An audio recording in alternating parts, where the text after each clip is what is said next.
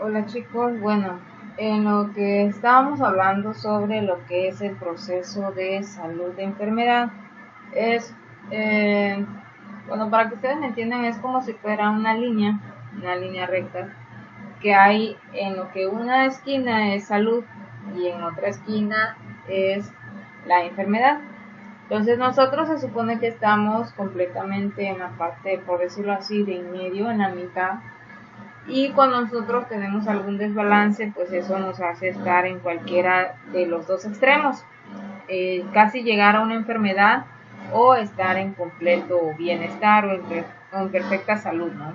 Pero como les mencionaba anteriormente, no todas las personas pues podemos hablar de que tenemos un completo bienestar en cuestiones de salud.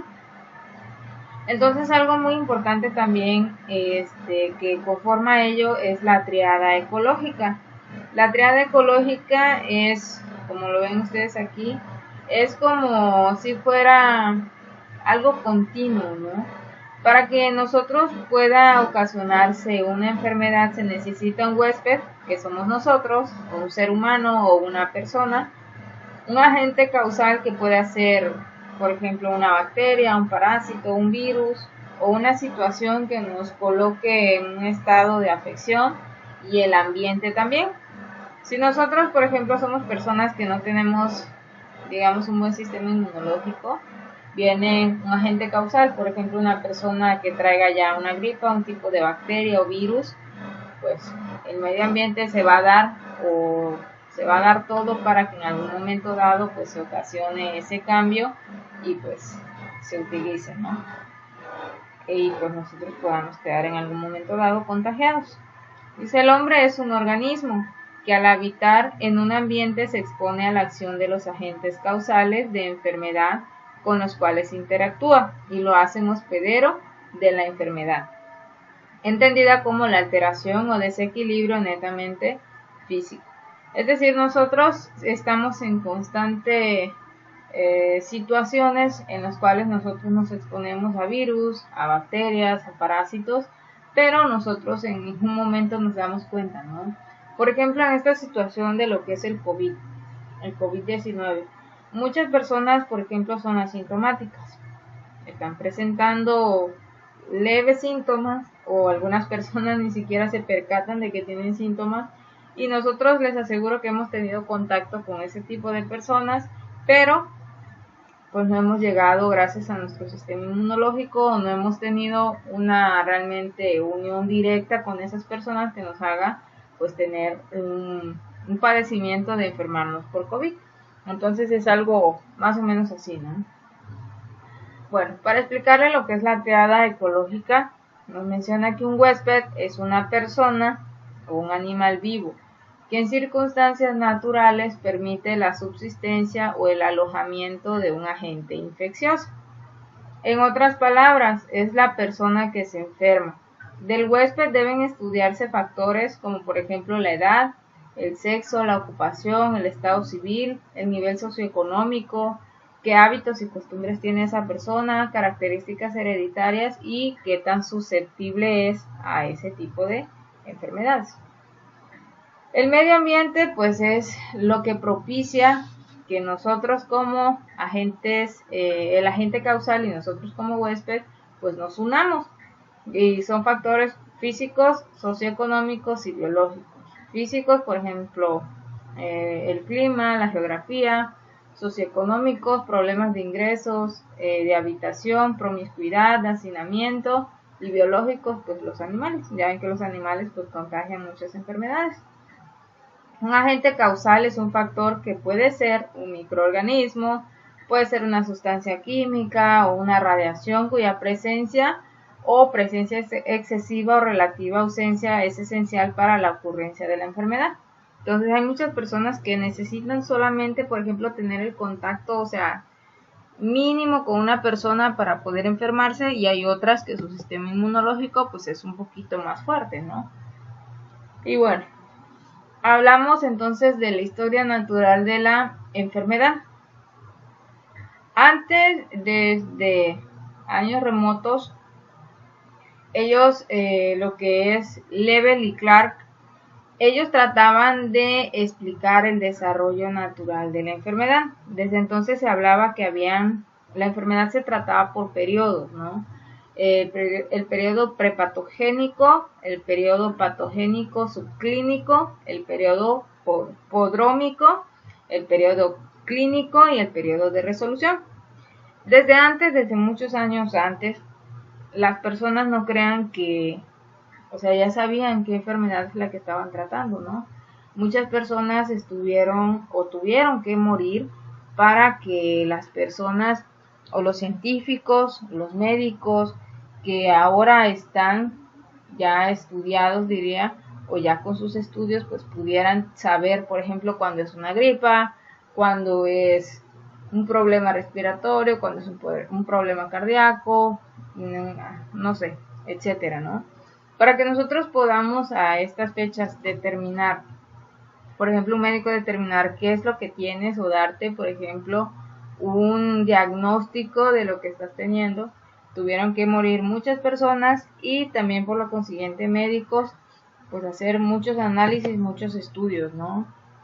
Y bueno, aquí, por ejemplo, esta pintura que ustedes están viendo ahí en esa imagen, relata de, por ejemplo, cómo era antes.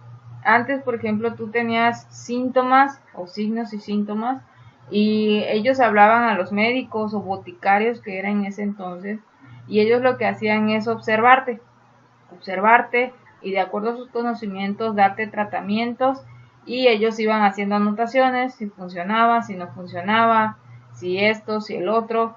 Por ejemplo, ya cuando otra persona empezaba a tener sintomatologías parecidas, entonces ellos ya sabían cómo actuar.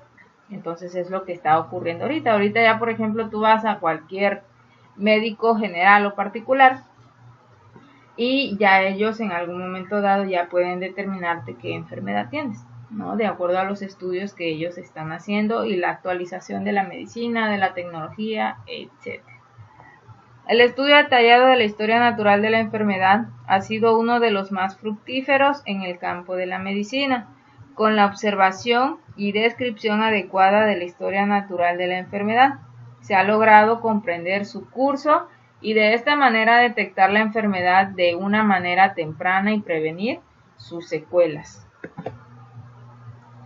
El periodo prepatogénico habla sobre la interacción entre factores endógenos y exógenos, que trae como resultado el que se permita facilitar que se reproduzca y se desarrolle la enfermedad. El periodo patogénico subclínico se expresan lesiones anatómicas o funcionales, sin expresiones clínicas claras. Se puede detectar por exámenes clínicos en forma causal o por tamizaje. El periodo prodrómico, manifestaciones generales confusas que hacen difícil hacer un diagnóstico exacto. Entonces fueron periodos que estuvieron pasando y que todos los médicos en esos tiempos pues tuvieron que pasar para poder tener una resolución de los problemas o de las enfermedades a los que ellos estaban siendo acechados, ¿no? El periodo clínico es la enfermedad se manifiesta por signos y síntomas que facilitan su diagnóstico y manejo. Y el periodo de resolución es cuando la enfermedad evoluciona hacia la curación con o sin secuelas, a la muerte o a la cronicidad. Entonces, todos estos periodos son algo que vivimos actualmente, sin embargo, ya no los trabajamos como periodos patogénicos, prepatogénicos, etc., sino ya los hablamos de otra forma, ¿no? Y como lo menciona aquí, el periodo de resolución es, por ejemplo, ya la parte de la curación o rehabilitación, cuando nosotros podemos hacer que realmente una persona se cure y vuelva a su vida cotidiana, con secuelas o sin secuelas, porque no todas las personas podemos, desgraciadamente, permitir o hacer que vuelvan con normalidad a sus rutinas, ¿sí? Porque hay personas que pues pierden órganos, pierden partes anatómicas de su cuerpo, muchas cosas. Hay otros que pues incluso llegan a la muerte desgraciadamente o quedan ya con problemas crónicos, o sea, ya con problemas severos, ¿no? De que ya le quedan de por vida. Entonces es algo que nosotros trabajamos. Algo muy importante en lo que es el área de enfermería comunitaria son las técnicas y estrategias didácticas de educación para la salud. Nosotros como enfermería general regularmente trabajamos o tratamos directamente con todo lo que es la población, ¿sí? Nosotros en algún momento dado, pues, tenemos que tener contacto con la población. La enfermería comunitaria no hay para más. Nosotros somos quienes tenemos que ir pues a buscarlos, por ejemplo, si no van a sus vacunas, si no van a sus citas, etc. Entonces es un arduo trabajo, ¿no? Sobre todo en la comunidad. Y bueno, vamos a hablar de técnicas didácticas. Las técnicas didácticas tienen como objetivo contribuir a sistematizar y estructurar el aprendizaje y facilitar el cambio. La técnica debe ser entendida como el medio para transmitir el mensaje. Es decir, nosotros como enfermería tenemos que buscar métodos para poder llevar una información a la población. Dice, no obstante, antes de emplear cualquier técnica hemos de tener en cuenta diferentes aspectos. Ser conscientes del propósito de la técnica e informar al grupo, ¿no? Usar técnicas sencillas en grupos de reciente formación, dejando las más complejas o las que son de mayor implicación afectiva para cuando el grupo ya esté cohesionado. Es decir, nosotros podemos buscar formas para llevar información a la población, pero lo que menciona aquí es que nosotros debemos saber qué tipo de técnica didáctica utilizar con lo que son la población en general. ¿Por qué? Porque nosotros puede ser que, no sé, vamos a suponer que vamos a tener 100 pacientes. Si nosotros, por ejemplo, queremos hacer una exposición con carteles, pues obviamente van a ver, no sé, las primeras 20, 30 personas que tú tengas al frente, pero las personas que estén hasta la parte de atrás y si están sentados, obviamente no van a ver, incluso si están parados, mucho menos personas van a alcanzar a ver tu cartel. Entonces, ¿qué técnica podríamos utilizar? Podríamos utilizar folletos o podríamos utilizar diapositivas, pero con un cañón y en un área en el que esté completamente visible, porque no vas a llevar, por ejemplo, a poner un cañón a mediodía, a mitad del sol, que eso no va a permitir que las personas puedan apreciar lo que tú estás haciendo. Entonces, debemos de saber qué tipo de trabajo de apoyo debemos de utilizar. Dice, elegir la técnica en función del número de mujeres que integran el grupo, ya que en los grupos numerosos será difícil que todos los miembros interactúen. Utilizar el inicio de la sesión para motivar al grupo en relación con el tema que se va a tratar y resaltar su importancia. Evitar las actividades que no tengan sentido o nexo de unión con los intereses del grupo. Al finalizar la actividad, realizar una síntesis remarcando aquellos aspectos más importantes y comprobar que no hay conceptos erróneos, por ejemplo, realizando algunas preguntas sobre el tema tratado. Para empezar, tenemos que buscar técnicas que nos ayuden, dependiendo del número de gente que nosotros querramos hablar o interactuar, ¿sí? Utilizar palabras sencillas, palabras que ellos entiendan, porque si nosotros hablamos en términos clínicos, en términos médicos, obviamente la gente no nos va a entender nada, ¿no? Entonces, tú puedes hablar y terminar y hacer esto y el otro, pero pues la gente no va a captar esa parte, ¿no? Al finalizar la actividad, pues dice que nosotros debemos de realizar una síntesis, es decir, hacer como una conclusión o un repaso de todo el tema que hicimos y pues obviamente realizar algunas preguntas a las personas en general. Hay muchas veces que cometemos el error de decir, ¿alguien tiene dudas? Que alce la mano o que me diga, y las personas a veces, si es la primera vez que los estás viendo, obviamente le va a ocasionar pena. Hay mucha gente que dice, bueno, a lo mejor mi pregunta es tonta, o la gente se va a reír o se va a burlar. Entonces hay gente que no lo hace. Entonces es mejor ir directamente con una persona, hacerle la pregunta y así evitar este tipo de conflictos.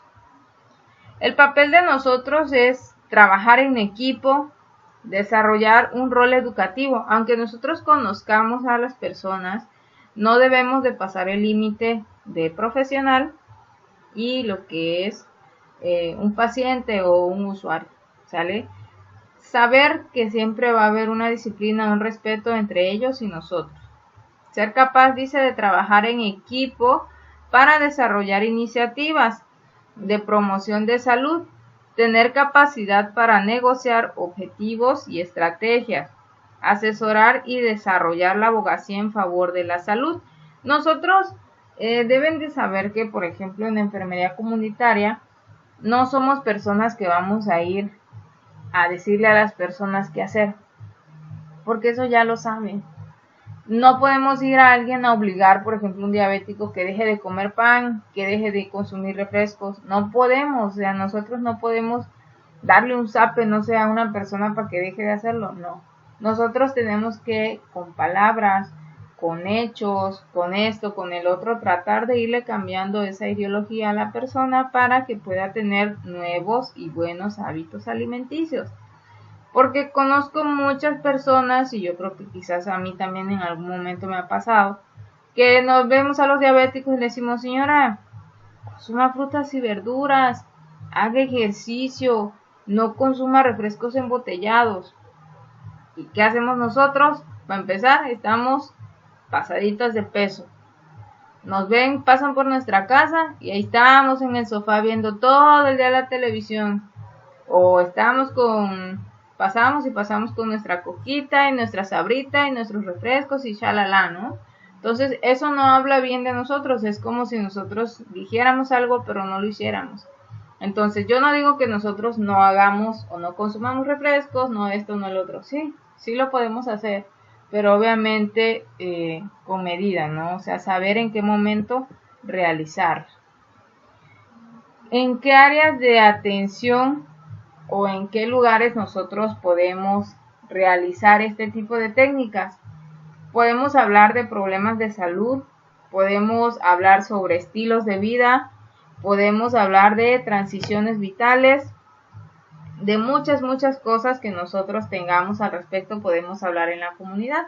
Obviamente temas que a ellos sean de su interés, porque si tú vas y les expones un tema que no tiene nada que ver, que a ellos no les afecta, que no les interesa, obviamente, ¿para qué lo haces? ¿No? Es pérdida de tiempo. ¿En qué lugares podemos realizar esta educación para la salud o esta promoción de la salud? En cualquier lugar, en el centro de salud donde estemos, en las primarias, en las secundarias, prepas, etcétera.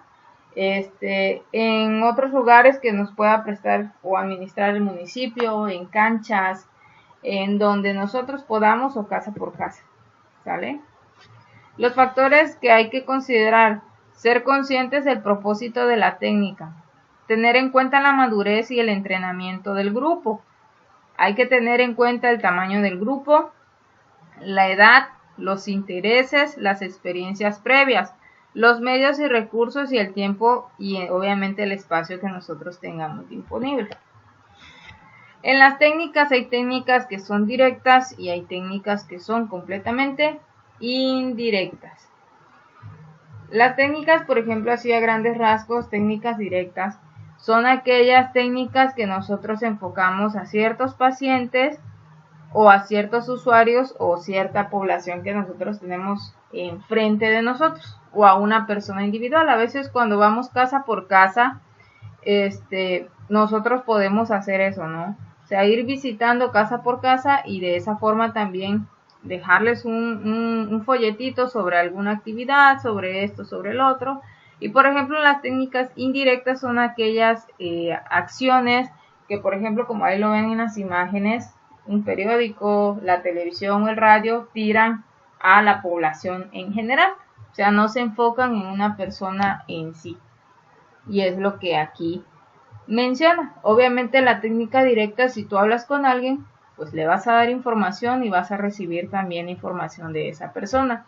En cambio, las técnicas indirectas, pues obviamente no le vamos a poder contestar al periódico, ¿verdad? O no le vamos a poder contestar a la televisión o al radio, etcétera. Entonces, no hay una buena comunicación en técnicas indirectas.